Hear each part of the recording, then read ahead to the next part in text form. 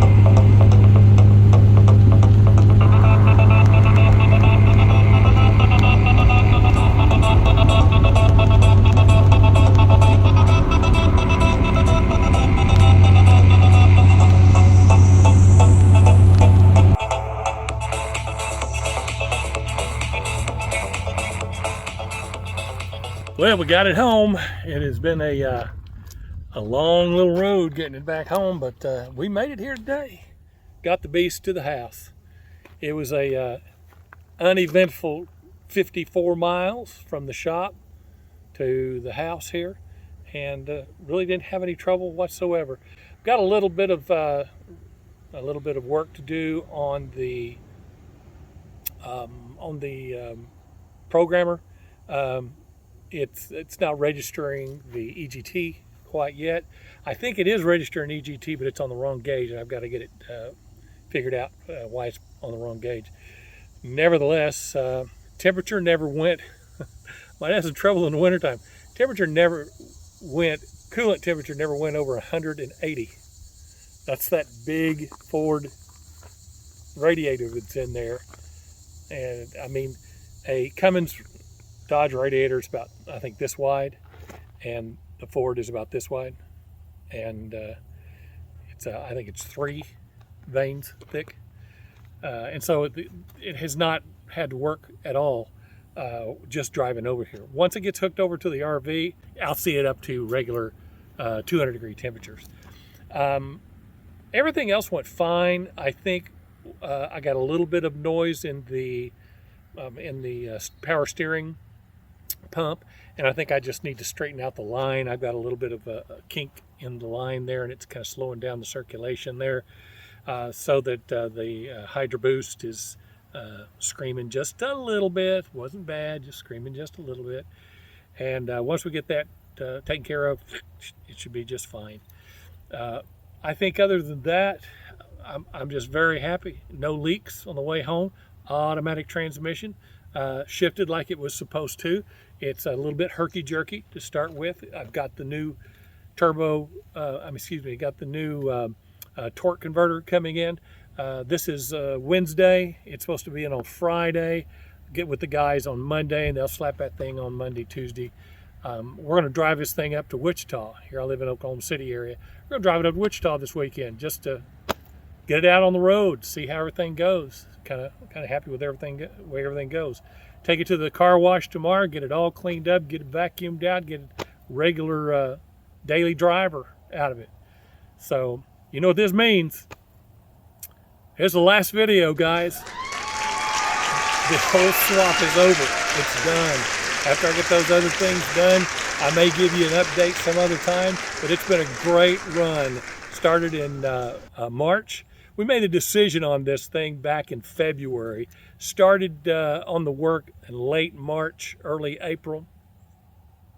And once we got everything in, then we had a 3-month hiatus while we were getting the exhaust fixed. Other than that, it's been one right after another. Has been really easy as far as if you have any basic mechanical skills, it's really not that hard to do a Cummins swap, especially on an 08 F350, F250, 450. The 08, 09, and the 10 are really, they're just made to do it. Everything went really, really easy. I want to thank a couple of people that helped me inspire on this. One is the Tractor Whisperer. He's not producing any videos anymore, but he did it early on. And his swap was done almost 5 years ago, I think. But if you'll do at the Tractor Whisperer, got a link down here below, he's an inspiration to me. And those guys over in Arkansas are doing it the way rednecks ought to, and get one of these Fords into a Cummins and let it run like crazy.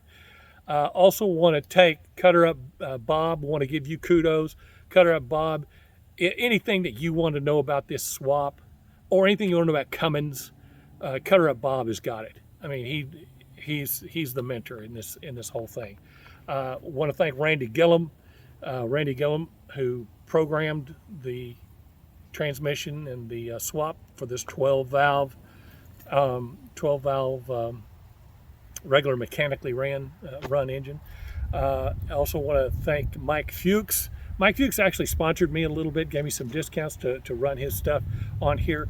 I want to tell you guys, there's a lot of commercial adapters and stuff that's available out there, and their price is out of sight. The quality, I can't say is any better or worse, but I can tell you Mike FUCHS stands behind his stuff. He does each one individually. He talks to you, and he makes sure it's done right. If you do one, get on Facebook, get on the Fummins group. Randy GILLHAM, Mike FUCHS is on there. And also Larry, who does the torque converters on these things. Larry, I want to thank you a whole lot. I'm having trouble with your last name right now, Larry. I apologize. I'll put it right down here.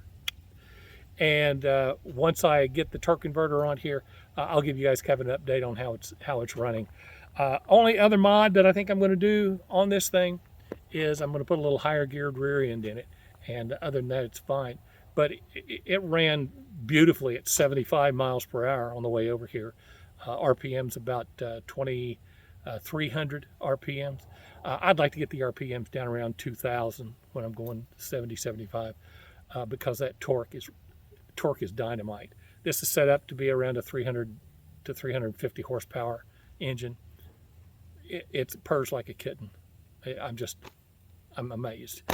I just want to thank everybody that contributed, all the questions, and all the people over on Facebook.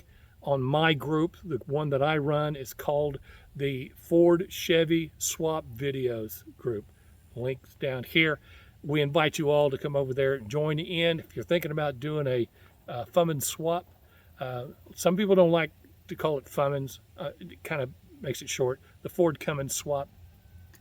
If you want to find out what it's like to do that 3-year era of the 08, 09, and 10, this is, I think I've tried to make it as comprehensive as possible. So huge thanks everybody that was involved in this thing. This is the last one. This wraps it up. God bless every one of you. Come to Christ. He is the Savior and Redeemer of the world. He is my Lord, and that's who I did this for. Thanks everybody. This is Pop, Free Bird Report. I'm going to South Texas.